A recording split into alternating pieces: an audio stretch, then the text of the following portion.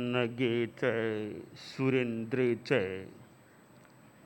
कौशिके पाद संस्पृशि निर्विशेष मनस्काय श्री वीरस्वामिने नमः। आर्हत वाङ्मय में कहा गया है, इंदियत्थे विवज्यता सज्जायम चेव पंचहा तम मुत्ति तत्पुरक्कारे उव उत्ते इरियम रिये आश्रय। एक दार्शनिक के पास 4 किशोर आए और बोले, महोदय, हमने आपका बहुत नाम सुना है कि आप एक विख्यात दार्शनिक हैं, ज्ञानी पुरुष हैं। तो हम किशोरों के मन में कुछ प्रश्न उभरे हैं, आपकी अनुमति हो तो हम प्रश्न प्रस्तुत करें, उनके उत्तर पाने की आशा के साथ। दार्शनिक ने सकारात्मक इंगित दिया कि ठीक है, पूछो। पहला किशोर बोला कि महोदय, दुनिया में सबसे बड़ा कौन होता है? सबसे बड़ा। दार्शनिक ने कहा, सबसे बड़ा आकाश होता है। जितनी भी चीजें दुनिया में हैं, पहाड़ भी बड़ा तो होता है, ऊंचा भी होता है, पर वो भी आकाश में ही होता है। आकाश तो उससे भी बहुत ऊंचा, ऊंचा क्या नीचा क्या, चारों ओर आकाश अनंत है, कोई आर पार नहीं होता आकाश का। अलोकाकाश लोकाकाश दोनों को एक आकार के रूप में देखें तो एकाकार आकाश, कोई और छोर नहीं होता। तो सबसे बड़ा आकाश होता है। दूसरा किशोर बोला कि महोदय, इस दुनिया में सबसे आसान कार्य क्या होता है? दार्शनिक ने कहा, सबसे आसान काम तो दूसरों की निंदा आलोचना करना है। किसी की भी निंदा कर दो, आलोचना कर दो, आदमी तत्काल कई बार जल्दी कमेंट कर देता है। तो दूसरों की, खुद की गलतियों पर तो आदमी कितना ध्यान दे, दूसरों पर कमेंट करना, आलोचना करना, यह आसान काम है। तीसरा किशोर बोला कि दुनिया में सबसे कठिन काम क्या है? दार्शनिक बोला, सबसे कठिन काम है अपनी पहचान, अपनी आत्मा की पहचान करना, जानना, यह सबसे कठिन काम होता है।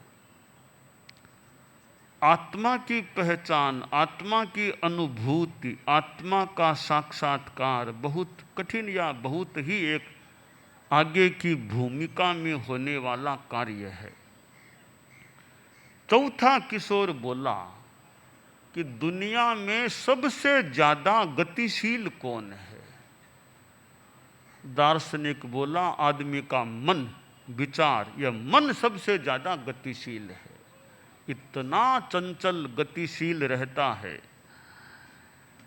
कि आदमी चलता है तो भी मन में चंचलता, बैठता है बैठे बैठे भी चंचलता, सोए सोए भी चंचलता, खड़े खड़े भी चंचलता, भोजन करे तो भी कई बार विचारों का प्रवाह है।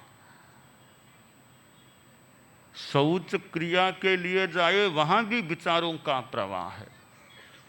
तो मन सबसे ज्यादा गतिशील है। शरीर तो फिर भी एक जगह बैठ जाए, तो मन कितना चंचल रहता है। किशोरों की जिज्ञासाओं को दार्शनिक ने समाहित किया कहानी में। चौथी जो बात मन के बारे में बताई कि मन बड़ा सबसे ज़्यादा गतिशील है। हम समनस्क प्राणी हैं, संगी प्राणी हैं, मन वाले प्राणी हैं। हमारे जीवन में मूल तत्व है आत्मा, चैतन्य, वह मूल तत्व है। और फिर दूसरा तत्व है शरीर। आत्मा और शरीर, इन दोनों का संयोग यह जीवन है।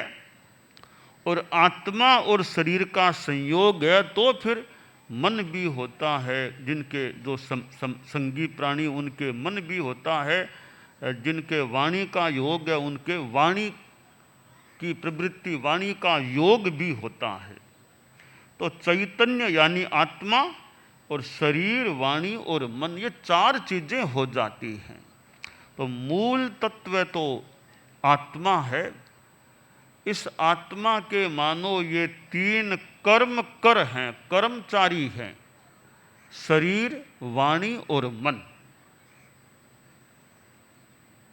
शरीर को हम देखते हैं, यह स्थूल शरीर है। इसके सिवाय हमारे जीवन में सूक्ष्म शरीर भी होता है, जिसको जैन तत्व विद्या में तेजस शरीर कहा गया है। और उससे भी और सूक्ष्म यानी सूक्ष्मतर शरीर है, वह है कार्मण शरीर, जिसको कारण शरीर के रूप में भी हम समझ सकते हैं कि कारण वो है, हमारे जीवन का भी कारण वह है। इस स्थूल शरीर का कारण भी वह कार्मण शरीर है। तो हम स्थूल शरीर को तो फिर भी देख पा रहे हैं, सूक्ष्म शरीर और उससे भी ज्यादा कठिन है सूक्ष्मतर शरीर को देख लेना। साधना के द्वारा, अध्यात्म के द्वारा आत्मा तक पहुंचा जा सकता है। तो यह मन भी एक हमारा कर्म कर है। मन में चंचलता भी होती है, मन में निर्मलता भी हो सकती है और मन में मलिनता भी हो सकती है। पाप कर्मों का जो बंध होता है उसमें शरीर और वाणी की अपेक्षा मन ज्यादा एक सबल कारण है पाप कर्म के बंध का। देखिए, दुनिया में ज्यादा पाप वे ही प्राणी करते हैं जो सैमनस्क होते हैं, संगी होते हैं, मन वाले होते हैं। वे सबसे ज्यादा पाप यानी ज्यादा पाप वे ही करते हैं।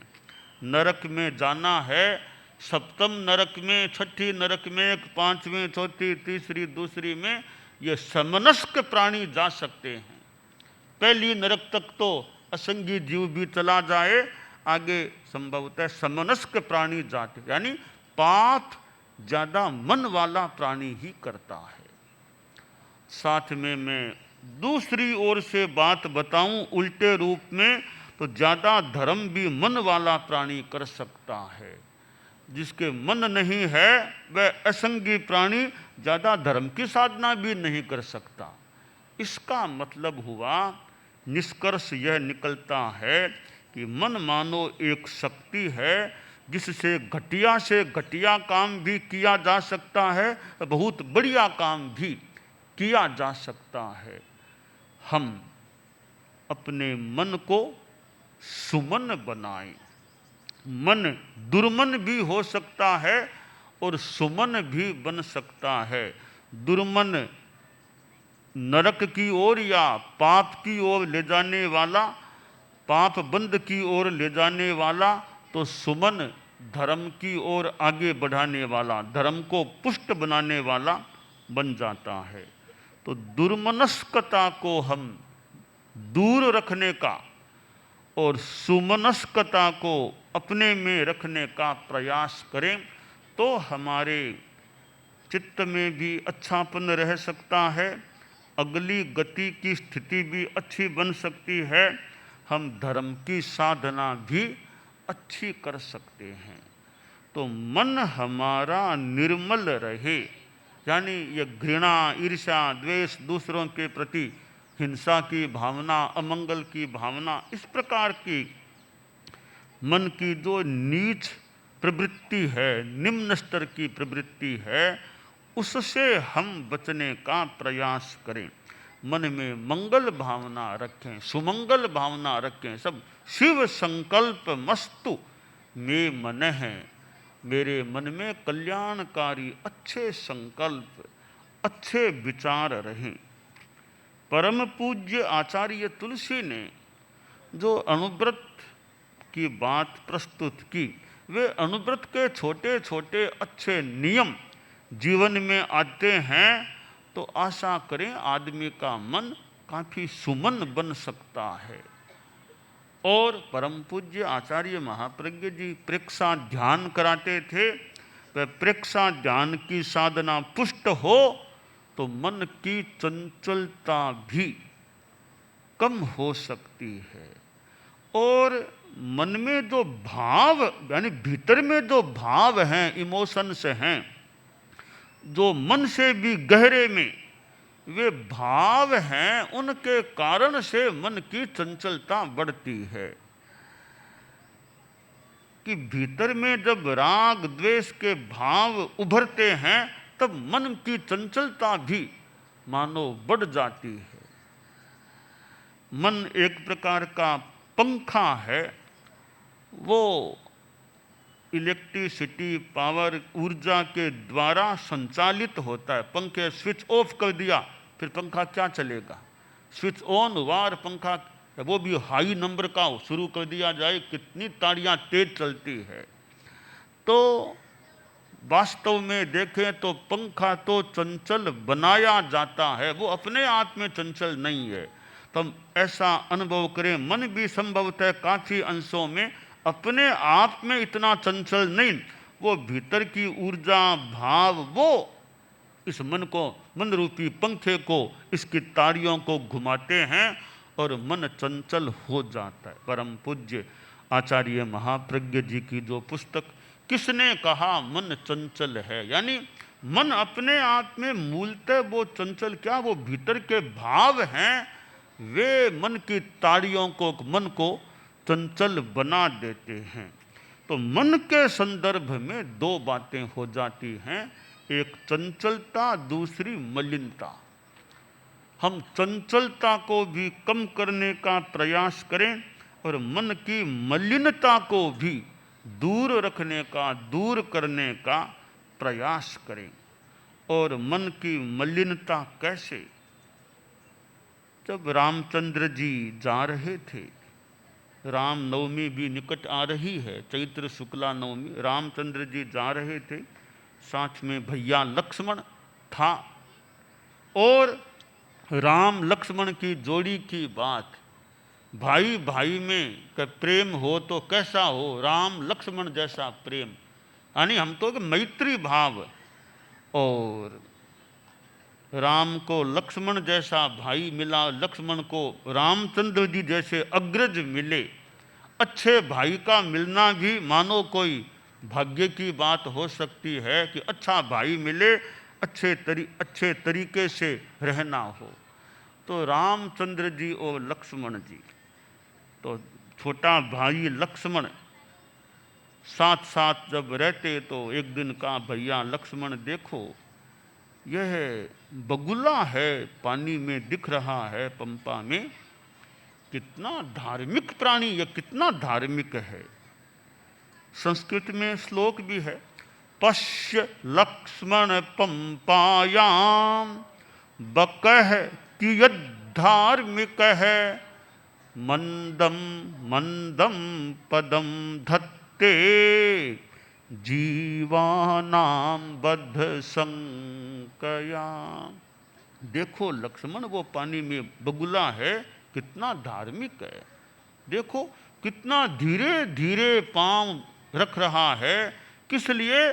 कोई जीव मर न जाए। जैसे जैन साधु हमारे इरिया समिति में मानो धीरे धीरे पांव रखते हों कि चींटियां है, धीरे धीरे चलो। ऐसे कोई मर न जाए जीव, जैसे जैन मुनि के लिए वो इरिया समिति की बात, वैसे ये बगुला भी कैसे धीरे धीरे पांव धर रहा है, कोई जीव मर न जाए। कितना धार्मिक प्राणी है। यह बात रामचंद्र जी ने कही तो वहाँ पानी में मछली भी थी, मछलियाँ थी। एक मछली ने यह बात सुनी, सोचा अरे रामचंद्र जी महाराज ने इसकी प्रशंसा की है। प्रशंसा भी हर किसी की बिना ध्यान दिए नहीं करनी चाहिए।